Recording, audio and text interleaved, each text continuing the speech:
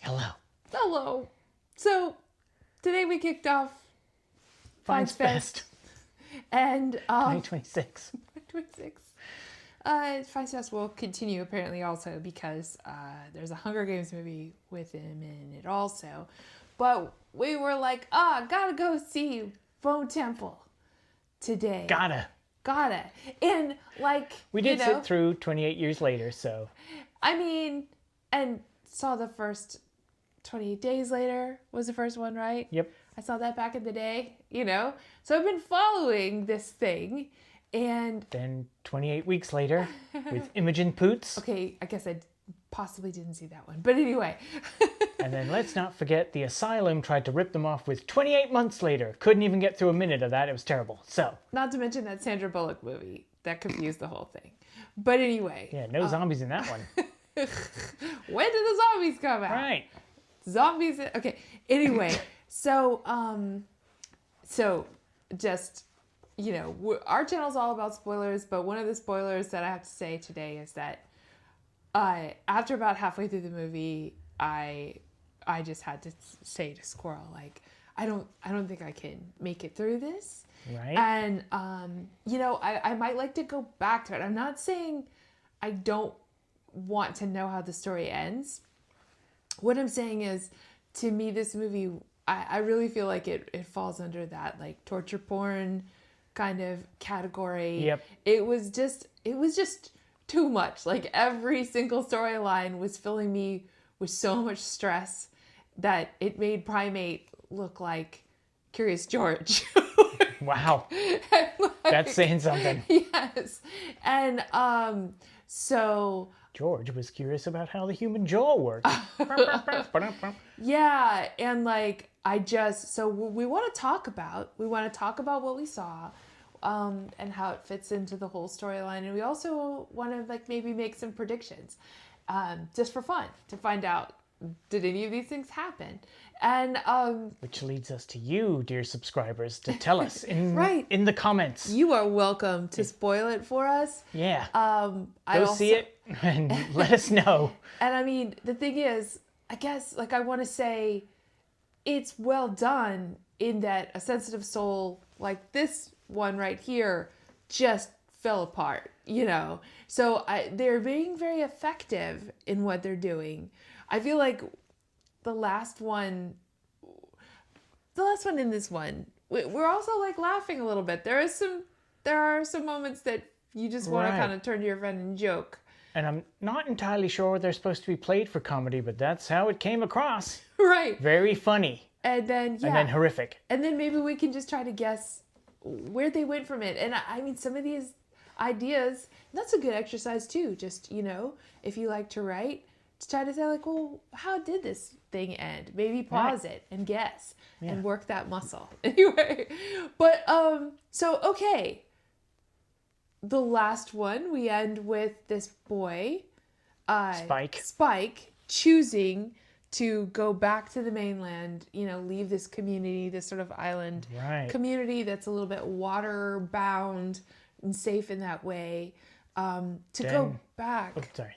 Then the crazy rage infected start chasing him. And we end the movie. It's like bad idea, jeans. Right. We end the 28 years later with, like you said, the almost Power Rangers style flips and jumps from this group of people in brightly colored tracksuits that have gold chains around their neck, and they off zombies in this flourish of like stabbing and gore, and it's like, yeah, they're really good. They're almost like martial artists. They're so flipping around and kicking the infected. And stylized and stuff. Like, if this were a Wes Anderson movie, you could just relax and know that cool, stylish things were just going to be happening. But unfortunately, this is more like the part of Walking Dead where I had to leave. Spoilers if you're doing Walking Dead. But I'm about to say that the point I had to leave Walking Dead was when Glenn was just unceremoniously beaten to a literal pulp, and that's like a character we've been following, and then he's just brutalized, and then the story continues then the redhead guy, and then they're threatening Carl, and I just like couldn't. I was like, I'm out. And I think sometimes I have to like check in with my own nervous system, and I think it's important. It's important to remember as a viewer, like you are allowed to leave. Now, this is not to say that you shouldn't see this movie. I'm not saying like, oh, we left, you should never see it. No, maybe you should see it. I might go back to it, and I just need to calm down. But it seemed like the right time to make our video. But I was basically like, I've made it through about half of this movie, and I think all I'm going to be doing is enduring this. And if you're one of those people that like hates roller coasters and hates heights and all that stuff, you know this feeling where you're like, I could say I got through it. It's going to take everything I've got, and I'm not sure what damage it's going to do to me in the process. Emotionally, what intrusive thoughts I might have forever, you know, that this movie helped put in my head. You know, these are things to consider, viewer, gentle viewer. And let's not forget, we've had some comments, possibly from a subscriber, or maybe they just viewed some of our videos, but wanted to know about the kills and the gore, expecting our review to mention that, and we didn't, and they left us a comment. Well, go see this then. Go see this one if you want kills and gore. We did mention it. I think we just didn't list it off in, I don't know. Right, so we didn't do it the way they wanted it. We didn't give you time codes when gore happens. We said that some of them would have been more effective off screen. And this film, us walking out, led to a discussion about as we age, maybe they could do it different. It's like I used to enjoy a gory horror film. They were fun to me. And now as I get older, this Squirrel is like, kind of tired of it. And I saw Charlotte's Web as a child, went into my room and cried the whole day. So, you know. So there you go. That's my side of things. So it's really a valiant thing that I'm even going into some of these movies and trying to, So anyway, so we meet back with Dr. Ian something. We'll just say Dr. Fiennes, you know. Dr. Fiennes is continues to lead his, you know, groovy, smudgy, hippie kind of life out there. Duran Duran soundtrack-filled life. He's singing. He's got Girls on Film in his head. He's, you know, working on his bone temple. And he is, you know, got his little neat underground safe space where he's got a record player and everything. But, I'm like, the amount of tension, every single storyline in this movie, like, it seems like it sucks to be him. He spends his days, I mean, he is kind of like, no, I'm eating my TV dinner or something. It almost looked like, yeah, not sure what he was eating, but yeah. But he stands out there and waits for the alpha. He's got, as we find out, a limited supply of morphine and whatever else he puts in there. Right. For the, you know. The blow dart gun. Blow dart that chills out the alpha. And as it turns out, Which you pointed out, I had forgotten that the alpha, the huge long-haired bearded alpha from the 28 years later had been killed. Spoilers. And I completely forgot that plot point. I thought this was the same alpha. And even when Ray Fiennes in the film says, oh, you're the new alpha, it didn't click with me. I was like, no, that's the same guy. What are you talking about? The alpha is kind of a type. He's kind of a type. How would you describe the alpha? Like, what are some of the characteristics? Manly. Manly. Very manly. There's some nudity in this film, folks. Warning. Or not, depending on what you like. I'm reminded of Upright Citizens Brigade's sketch about little Donnie disease. He has an enormous penis of which he is unaware. So, enormous literally penis. alpha in all respects. So yeah, this guy will rip your head off with spine like a shrimp. But I did notice, I mean, that's a horrific scene that someone is sneaking around the forest trying not to make noise. Right. Alfred discovers him, pulls his head clean off. I did notice, and it's all I could think of, when the alpha grabs the fake head, the fake head sort of scrunched like a Muppet. That's all I could think of. The skin kind of wrinkled like it was Muppet fur. And I was like, oh no, he's pulling a Muppet apart. What? So anyway, the humans in this film are very malleable. One thing they did show us was the point of view of the alpha. And when the man, terrified man, is like, ah! Alpha sees him differently. And rather than seeing fear, sees like rage. Sees like a monster. Sees danger, sees aggression. And so... And that was interesting. I like that. So that was a nice detail. And of course, Ray Fiennes is over here trying to, make a real connection. And he was pretty nice with the alphas last time. And now it's gotten almost out of hand. Now this is what we were talking about. Now it's kind of laughable how friendly Ray Fiennes' character is with the alpha. All I could hear was, hey there, let me tell you about my best friend. He's a zombie and he'll pull your head off. Not unless you got morphine. Matching tattoos. Right. The day I'm spending with Alpha will include dancing and singing and chatting about life with a nonverbal, giant, naked, stoned zombie. Yeah. But and that was another interesting part, that Ray Fiennes, like the alpha was like twitching his pectorals and getting all snorty like a bull and angry.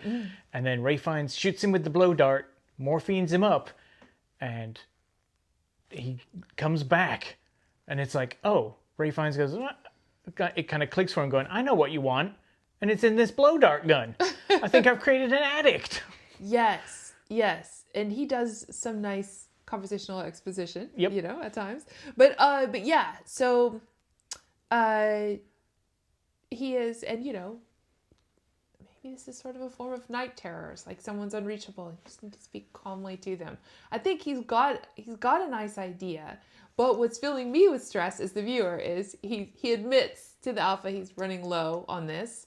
And he's not sure if the alpha even understands what he's saying, or whether it's the tone of voice, like he's remaining calm and just talking to him like it was like a wild animal, which I guess he kind of is with the rage virus. I mean, much like Primate, you're trying to share the iPad, with someone who might rip you apart. Alpha bad. Alpha nude. Bone temple. Knocking over. Anyway, so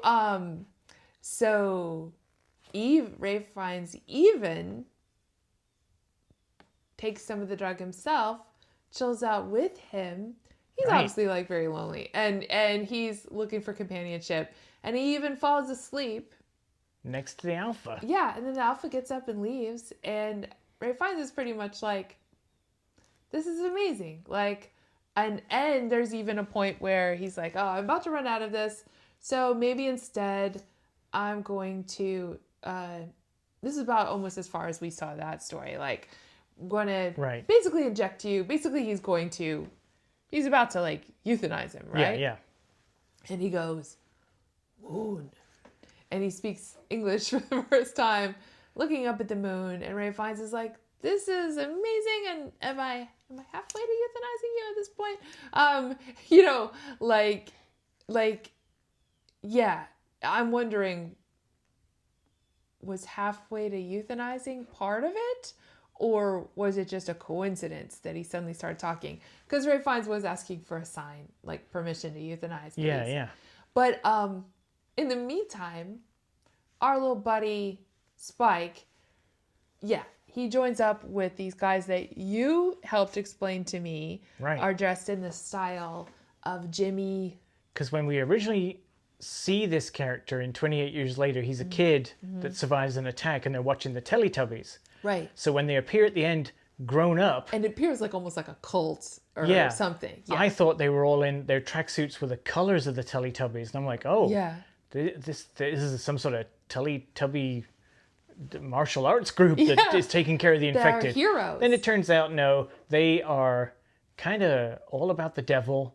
They have upside down crosses in their bling, I noticed. Oh, I think I didn't pick up on the devil thing. Yeah, the old Nick, they keep talking about old Nick. That's the like Britishism for devil. Oh. So okay. they're kind of like, devil 7 fingers.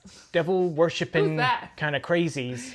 And they're all dressed as a well-known entertainer from Britain that turned out to be a horrible sexual offender and has a horrible story. We're not going to go too much into that, but that's what they were dressed as. So, except that the tone is set.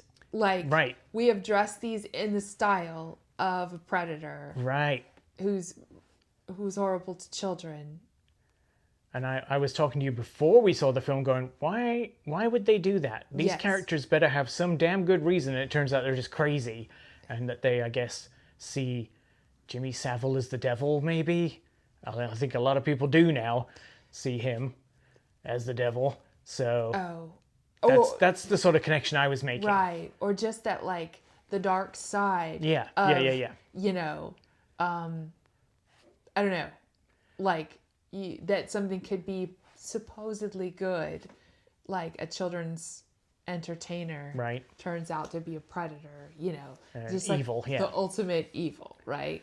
So these characters were not delightful at all, and if it had been just the Alpha and Ray Fiennes story, we probably would have stayed to the end to see, like, how is this friendship going to turn out? But we have to keep intercutting with these crazies that are no fun to watch, and I know. Again, a lot of horror fans will be like, what do you mean no fun to watch? They were doing some crazy killing and some horrible stuff. Yeah, not for us. What kind of sicko are you? Yeah. Right. Yeah. Well, like, so when I think about, say, like that episode in season 2 of Stranger Things when Elle goes and meets the other person who had been experimented on. Right. And she is a part of, like, a gang of kind of, like, you know, it's almost like that Suicide Squad kind of feeling. Yeah. Like, this type of gang is sort of a recurring, like, and usually you can find, you know, there is a chaos, there is a, like, is it like chaotic evil or whatever? Oh, you know, sure. To all of this. And it reminded me of that. It just, like, took it so far because one of the first things they do is make Spike, our kid from the last movie, do like a fight to the death with somebody. He actually wins, but that was an intense and difficult scene.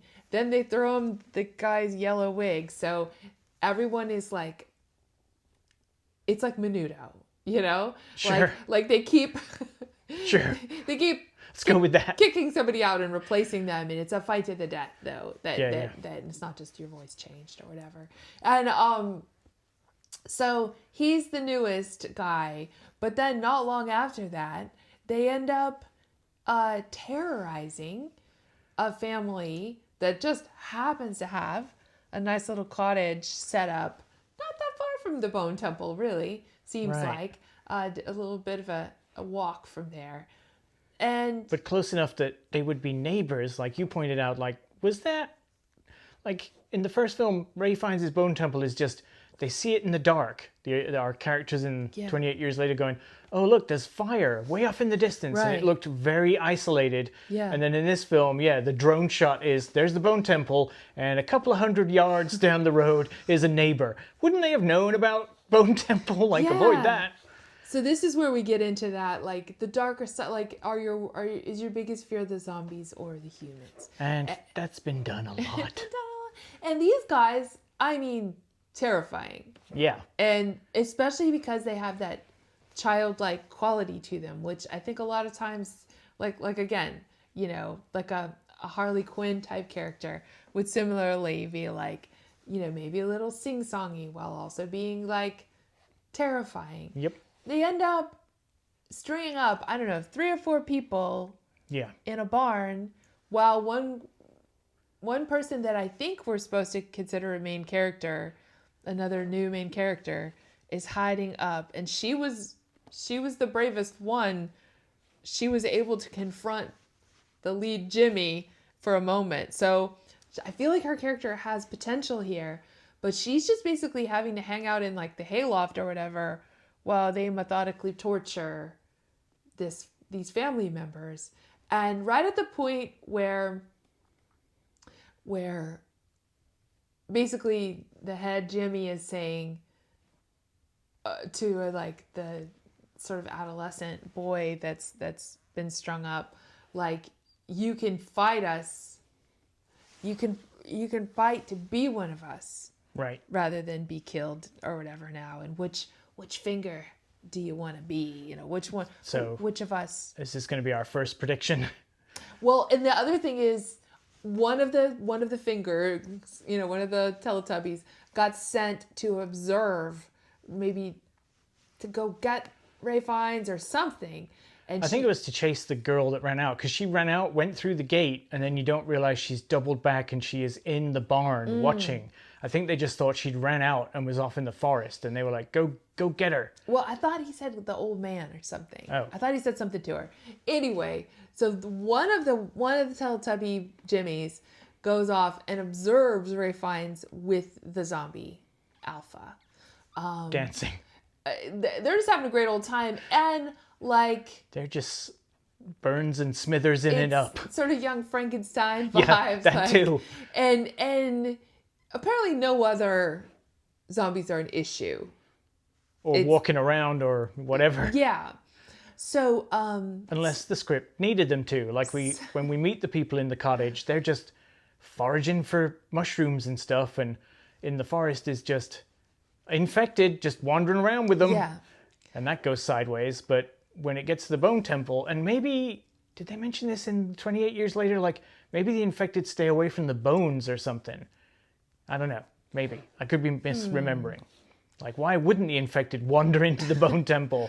Well, I mean, I think he's been protecting himself pretty well. Oh, sure. Yeah, that too.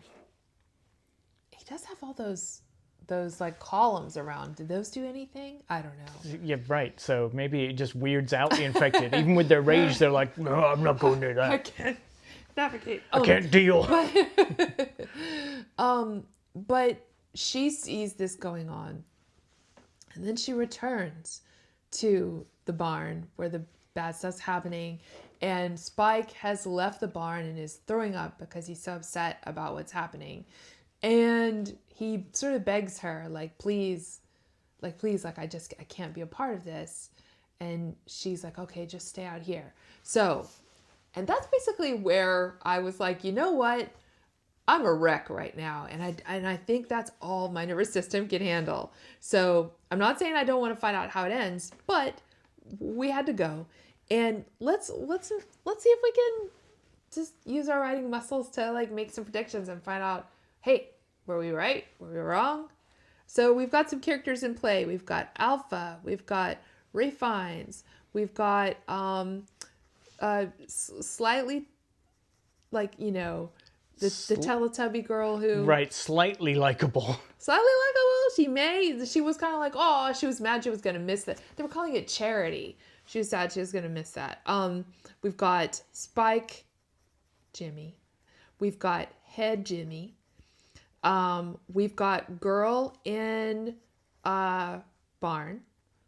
We've got Boy being offered chance to fight. Right. That's pretty much our main players there. Yeah. We don't mention, from 28 years later, they do show, Britain's under quarantine and not many people are left alive, but they do show, Norwegian ships patrol Britain's coast. We don't really even mention the outside world. It is just stuck in the Bone Temple and this house. So the outside world in this film is kind of in the background completely. Right. But so I've got my first little prediction is Boy that's strung up and is told you can fight and become one of us is going to fight Spike because he's going to be, oh, you're the smallest, I'll fight you. It's going to be underestimate Spike like they did in the start of the film.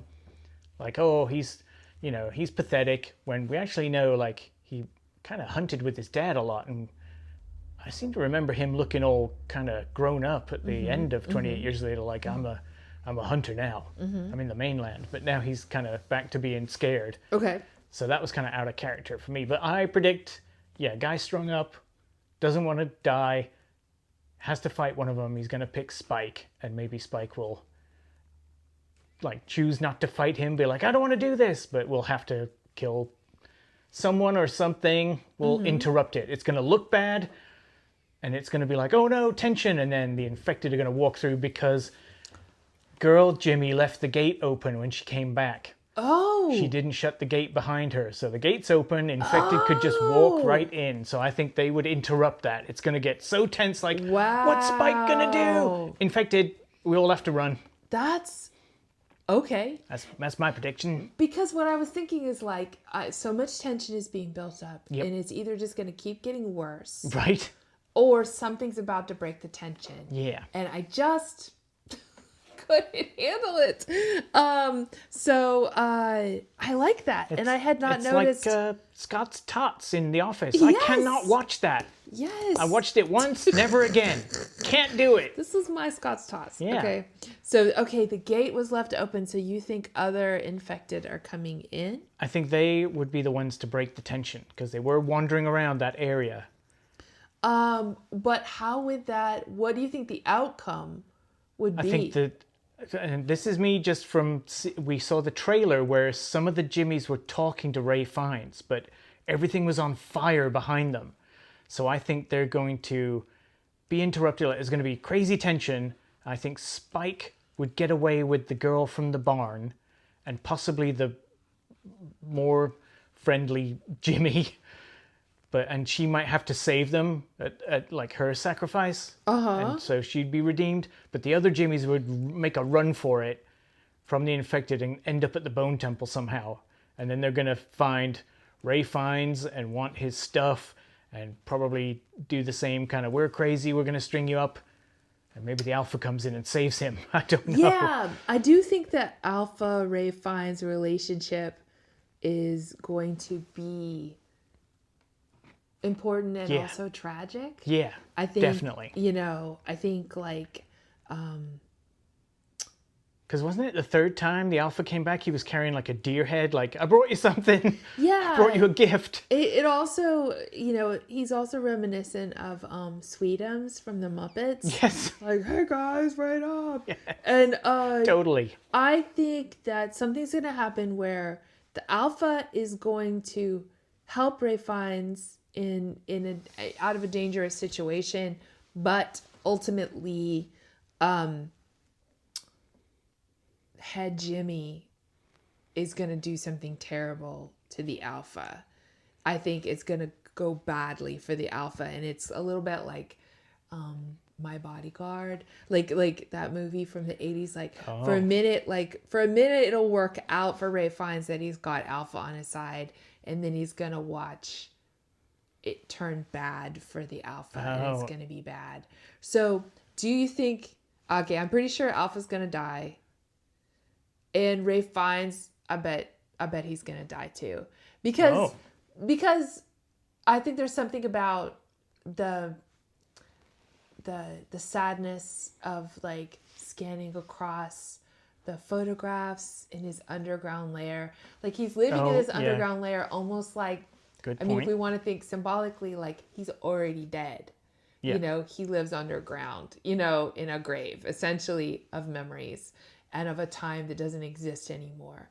And so I think he's saying, I want to give you peace, Alpha, but I bet he also wants the peace. And maybe that shot of euthanization medicine or whatever is almost like is Chekhov's syringe. Yes. And maybe Ray Fiennes is going to stab himself at some point. That's interesting. See, I was going the other way with, I think the Jimmies, are going to kill Ray Fiennes, and Alpha is just going to regress, because we've seen this progress of like, someone's still in there. We thought they were just full of rage virus and nothing else. Maybe. But if you get them stoned, it's like, moon. Maybe Alpha remembers about the syringe and stabs Jimmy and euthanizes him. That'd be good. Says, consent. That'd be great. There's that. Maybe they figure out the mushrooms that they were trying to scavenge in the woods there that they found. Maybe there's some that are psychedelic, and Alpha gets into mushrooms and gets the Jimmies into them too. Sure. They all become friends. That would be different. Do you think the head Jimmy needs to die? Yep. Yeah, I think so too. Or there is talk of there being a third film. Right. Which it seems like they've filmed these in order at the same time. Like we did 28 years later on iPhones. This one looks like the same kind of thing. Like we haven't used film cameras or high definition cameras. These are possibly filmed on iPhones on the cheap, as cheap as movies can be. But I think maybe they've already filmed the third one. So who knows which characters survive to part 3. If they, if this makes money, I'm sure they'll release it. Do we think that Spike becomes the new leader? Oh, I would kind of hope not. I would kind of hope Spike is the reason they all disband and get killed or something, and there's no more Jimmies. But is it possible they could be a group that fights for good? Oh, true. Without the head Jimmy, who was, maybe deranged. Some of the others look, reprehensible and beyond redemption too. The girl that did the Teletubby dance, and some of them are too just like crazy. We are, it helps snapped. if everyone's got blonde wigs. Like you're not supposed to take them too personally, individually. They're more right. of just a homogenous group. So, and I felt these guys are terrifying enough, and then when we're in the barn scene, they put horrific masks on that they've made themselves, and it's like, oh, so they're even more terrifying. Thanks, movie. Right. Yeah, the whole thing was so ritualistic. Yep. And I just hate stuff like that. So the movie was definitely upsetting me, and like I needed to get past that part, and there was no way to get past that part. Right. And like I've already said, I hit maximum ability to deal. But I am curious. And I think I'm not putting down on the movie, even though I was laughing about Ray Fiennes and the Alpha, and they're like literally dancing together. There's soundtracks. There's, he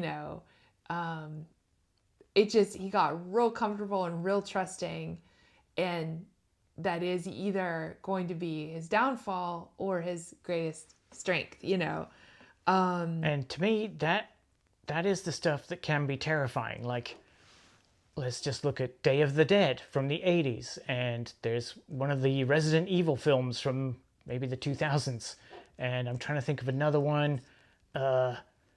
Anyway, but when they suggest all these films suggest that you're still in there, you've become this monster, this zombie or infected. Mm-hmm. But in Day of the Dead, they give a zombie a phone and a book and a toothbrush, and he uses them.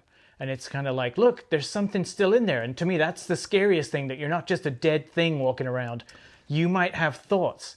And in Resident Evil, they kind of copy that and give the zombie a phone, and it tries to dial a number. And they're like, look, there's something still in there. And you can kind of see, that's kind of ridiculous, but also scary to me. Like, I don't want to still be in there. I would rather just be a husk. Right. So when Alpha's like, moon, and it's like, uh-oh. To me, I'm like, that is the more fascinating storyline, that we're still in there. Yeah. And,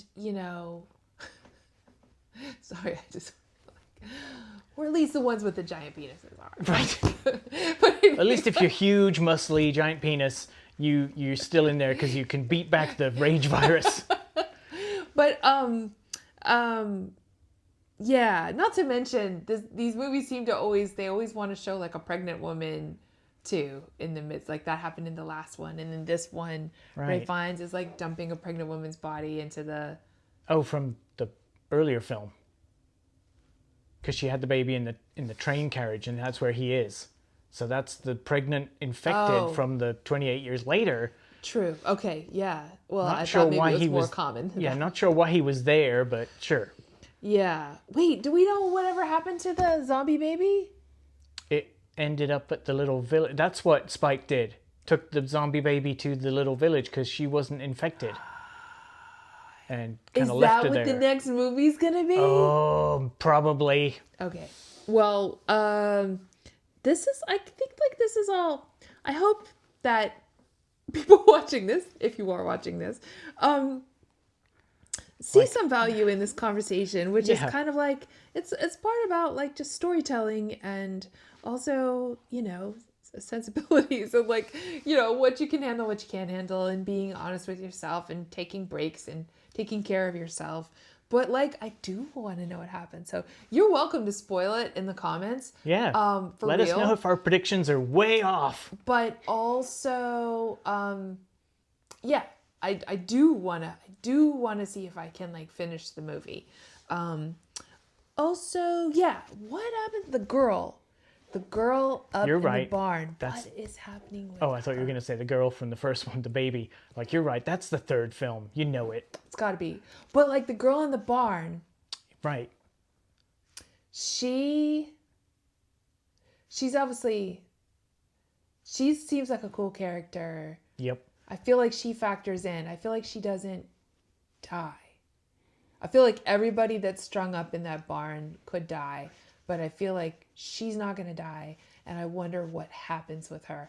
And I wonder how she responds to the fight that was about to happen, that she would be witnessing.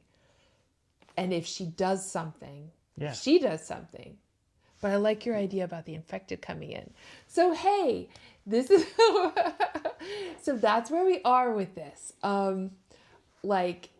Yeah. So, hey, to be continued, maybe... maybe like if we see the rest of it, we might do a part 2. I might just need a day or two. Maybe I can give it another try once I sort of like my heart slows down a little bit. But yeah, we'd love to hear your comments. And are you trying to participate in Finds Fest as well? We'd love to know. And yeah, any last thoughts, Squirrel? Can't wait for Coral. And I'm not talking about Rick Grimes' son. I mean Coral. Oh, Coral. With Ray Fiennes. Yes. Oh, one last thing I was going to say is that when you said, like, you're still in there, we could ask that the same way about people who've been, maybe they have become brutal in a brutal world. Can they be rehabilitated? Much like a zombie being given a cell phone, can the slightly maybe kind Teletubby come back to being decent? Maybe. Is anyone... But I kind of predict, like, those characters, they always seem to do the same thing where it's like the good characters are going, come with us! And the bad character that's kind of redeeming his or herself goes, nah, I'm just going to detonate the bomb with me on top of it, and you'll think of me fondly even though I was a nightmare before. I was a bad guy, but they never sort of joined the group. So yeah, it would be different if she did and was like, yeah, I'll be good now. I can work to redeem myself. Yeah.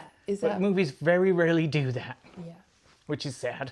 Yeah, and But then again, you don't want the Bond villain chumming around with James Bond being like, hey! And we do, let's go get pizza. We do want storytelling to be original and feel real. I do kind of wonder, like, what's the point of them going around torturing people? Right. I do wonder, like, why that's a good use of their time. I think, and yeah, he did that little gesture of, like, almost like, yeah, I'm sending their soul on to the beyond or whatever. Right. Like, he really thinks... Old Nick. He really thinks Jimmy Crystal or whatever really thinks that he's got some special relationship with Nick. But I just wonder, like, yeah. Oh, because his dad was a priest in the first film. They ran into a church. That just clicked for me. So is that why he's kind of into the devil and Satan in this one? Probably. And I'm trying to remember when his dad's getting killed. Does he do something? Does he do something when his dad is being attacked by zombies? Does he do something heartless? Can't remember. I'm trying to remember. I feel like maybe he was even showing some heartlessness back then. But he may have been... Anyway, remind us, subscribers. He may have been abused in a cult-like situation, too. So, anyway. Woof! Finds Fest. Halfway down. We're like, what, a fourth of the way down a Finds Fest. Right. So far. I'd like to be halfway down, but that was rough. But anyway, what do you think? Okay, blah, blah, blah. Close this out, Squirrel. Say something with finality. With finality? With finality. You've got fine tonality. All right. Again, subscribers, do some homework for us. Let us know. Subscribe. Don't look at my penis. Maybe. You can if you want.